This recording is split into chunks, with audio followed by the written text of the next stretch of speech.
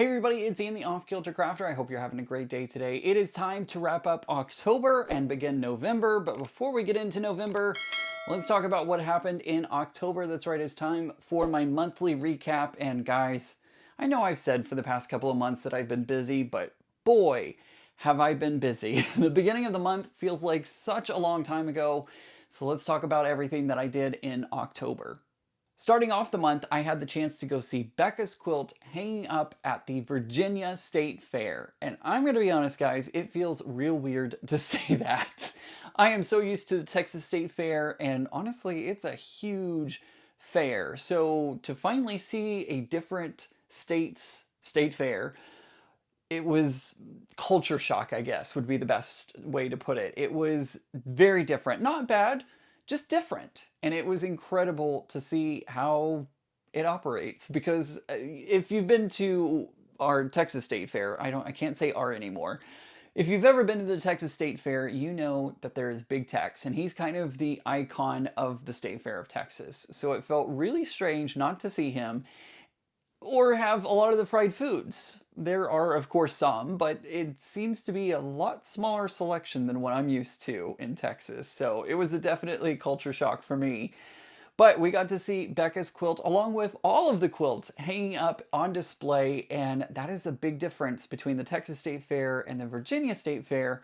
The Virginia State Fair actually puts all of its entries on display, even if they won a ribbon or not. The Texas State Fair only puts up, I should say, the quilts or art or anything that wins a ribbon. So it was very interesting to see everything on display, and hopefully next year I will have a quilt up on display, and hopefully, crossing my fingers, it will have a ribbon.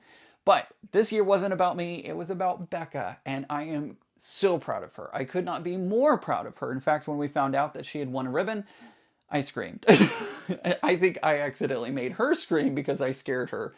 But we were so excited that she finally won her very first ribbon. It is an honorable mention ribbon, and I could not be more proud of her for her accomplishment. I know next year she will do better. She will get one of the three places, first, second, or third. But I'm excited for her, and I'm excited that we'll both be able to enter quilts together, and it's going to be a lot of fun. So we walked around, saw the quilts on display, and had a great time, but of course saw Becca's. It was weird because it was way up on display, which is weird to me, but hey, that's how they utilize the space, so there you go.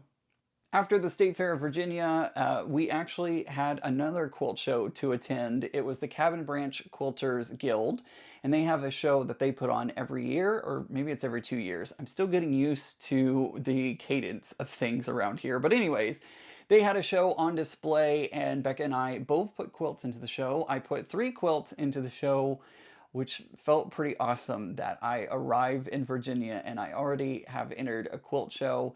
This show doesn't give ribbons other than viewer's choice, so there really wasn't ribbons up for awarding, I guess, other than those viewer's choice. So, but regardless, it was still fun to have my quilts on display with Becca's and kind of introduce myself to the Northern Virginia area, and of course get to know my new guild members because I joined the guild, and it's exciting that I already have a guild to go to meetings for and explore with. I am also very excited because hopefully very soon I will be joining the DC Modern Quilt Guild. Cannot wait to get involved in the DC Modern and see what they have to offer.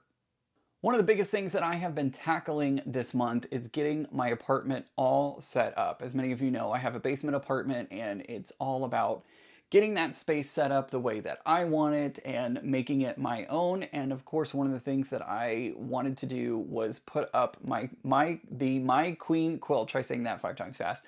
Also known, I refer to it as the Queen of Ween Halloween quilt. I finally got that put up. I used the Hang It Dang It tool, which if you've never heard of it before, it is pretty amazing. I'm not sponsored by them. They have no idea that I'm talking about them, but I love it. It makes hanging quilts so much easier. I'll put a link to it down in the description below. It is not an affiliate link. It is a straight up Amazon link that you can go and check it out. It makes hanging quilts very easy, and I love that I now have a space specifically for hanging up quilts and displaying them in my apartment, and I think I found the perfect place for it to go to. It's really nice. It's a little spot that's going to be perfect for displaying whatever quilts I want to put up. So as you can see though, this room is not quite set up at all. I am still working on figuring out how to get the space set up the way that I want it, and a way that makes sense for YouTube videos and live streams. It's going to take me a little while to find my groove with this space and figure it out.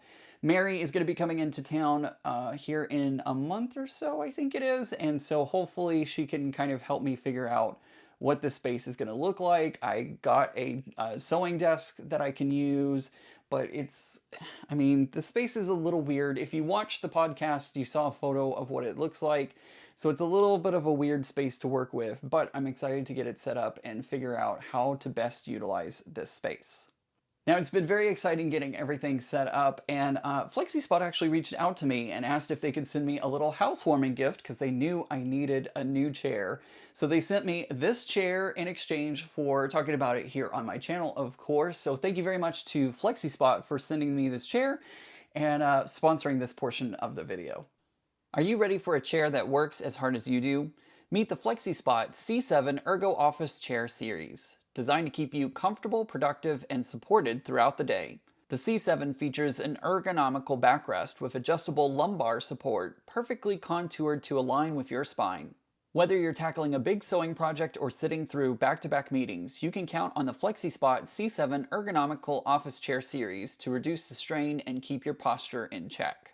Need a moment to relax? With its smooth 135-degree recline, the C7 lets you lean back, breathe, and recharge. Then lock it back upright when you're ready to refocus. Plus, the chair's height and armrests adjust effortlessly to give you a truly customized fit.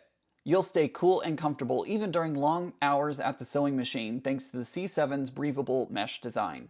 You'll stay cool and comfortable even during long hours at the sewing machine thanks to the C7's breathable mesh design. Sleek, modern, and available in black or black and gray, the C7 blends seamlessly into any sewing space. The FlexiSpot C7 Ergo Office Chair Series. Comfort, style, and productivity all rolled into one. Elevate your sewing space today. I think Becca might like my chair a little too much. Becca, wake up! Huh? What? No! Best spot in the whole house! Who needs a couch when you have FlexiSpot?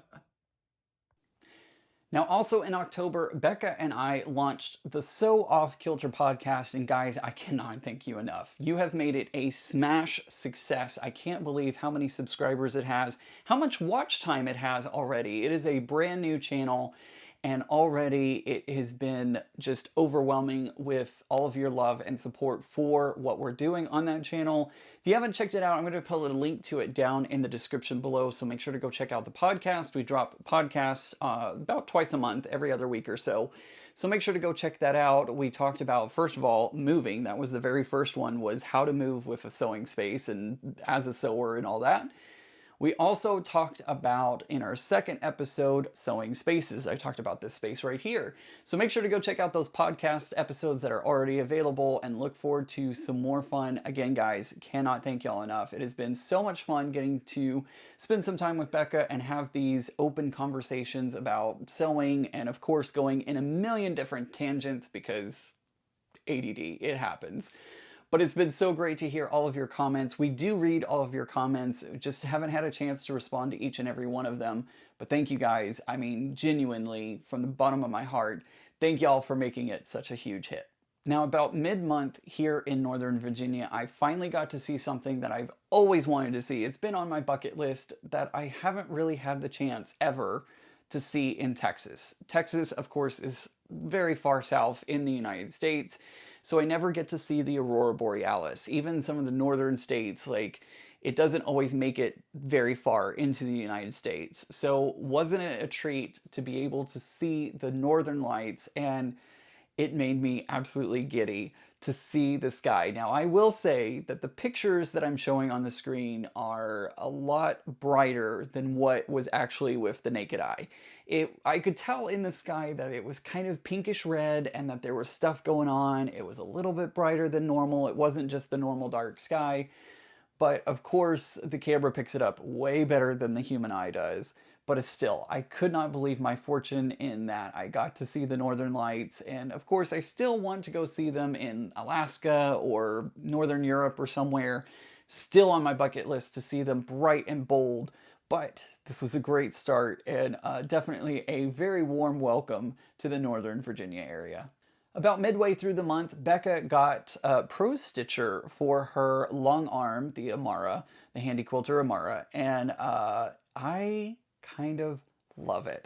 I haven't had much practice, although I have been getting some pretty good practice done. I still have a lot to learn in it. It is a pretty steep learning curve, but I'm very excited for what is to come and figuring everything out.